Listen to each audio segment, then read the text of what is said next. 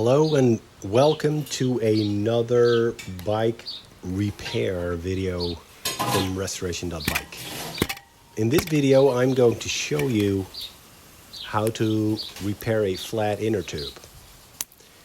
Now as you can see, I actually make a small puncture in the inner tube myself, but don't worry, this tire has a rip in a tear in the sidewall, so I was going to throw it away anyway. As well as the inner tube, which is deflates slowly. Now, for the tire lifters, I always recommend using plastic versions. You don't want to damage the rim. And my suggestion would be to use two. One goes in, and with the other you're able to work around the tire bead that holds the tire within the rim. When you're finished doing that, always start with the valve first. Now this is a rim from a folding bicycle, which is kind of tight, as you can see here. So it took some effort to actually get the valve out. But when it does, you know, the rest of the inner tube goes out easily.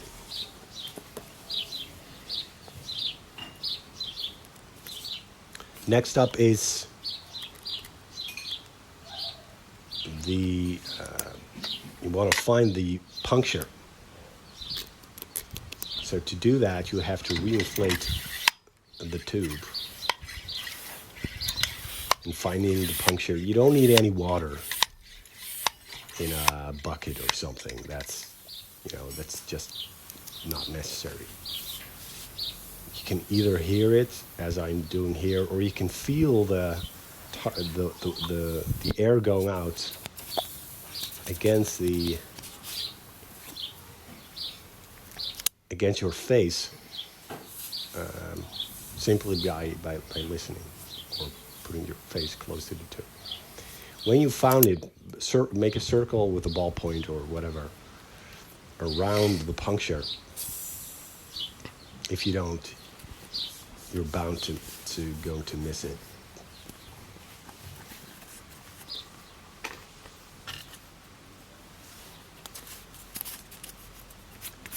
This is a small piece of sandpaper to make the surface of the inner tube coarser for added adhesion later on.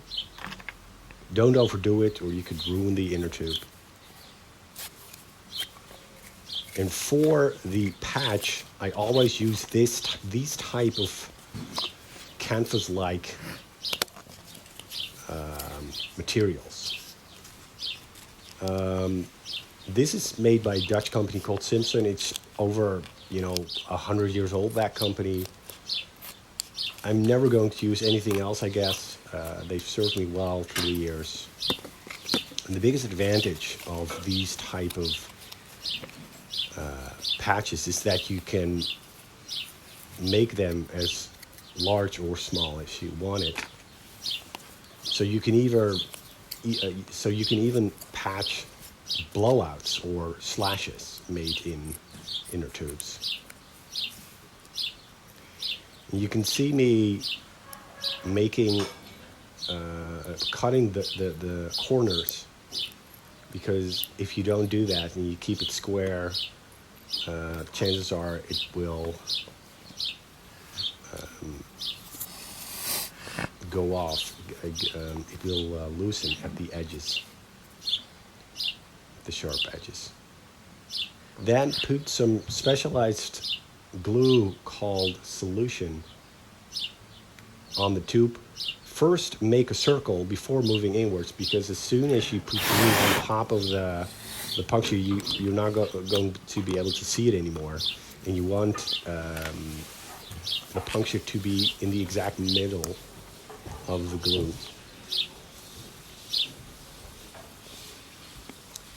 You don't want to immediately put the patch on.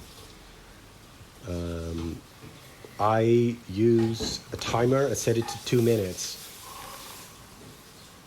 and wait for it to dry a bit.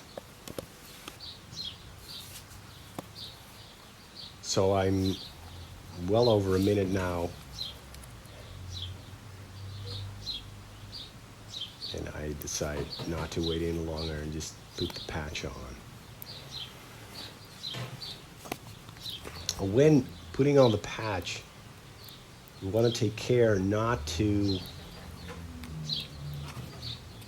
touch the glue on the tube, because it will stick to your fingers.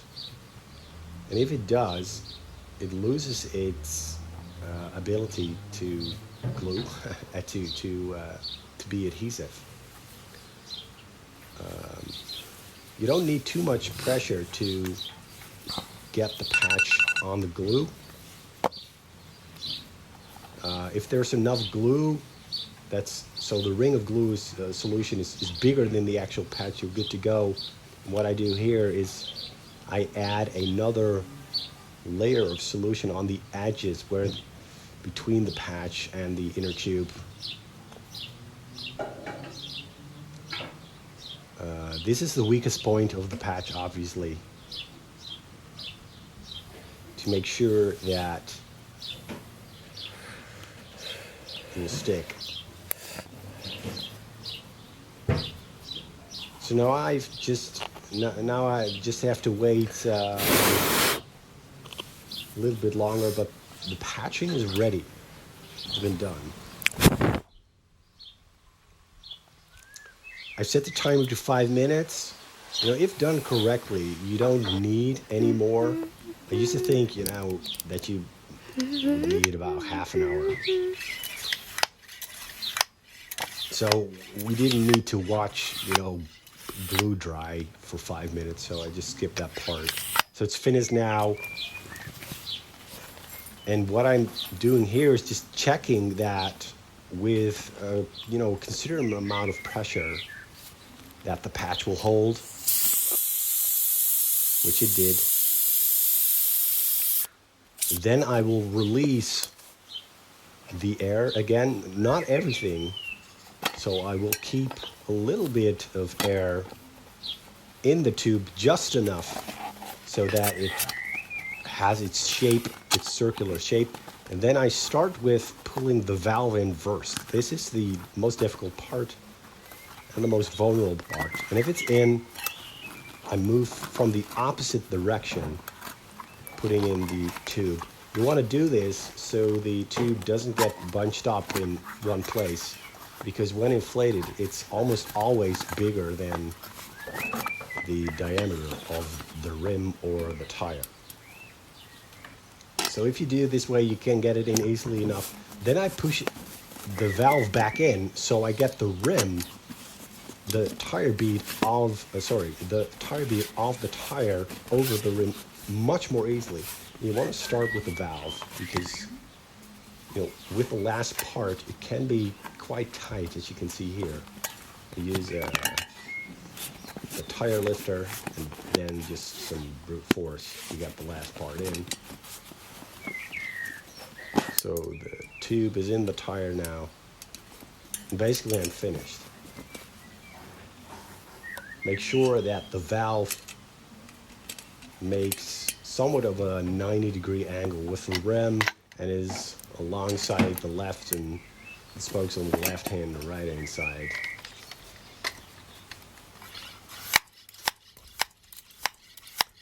Then you can pump it up, and then you're done. So if you're new to the channel, I make regular bike repair and restoration videos. If you like these kind of videos, or you like this one, be sure to subscribe. Give it a thumbs up if you thought this was valuable for your own bike repairs.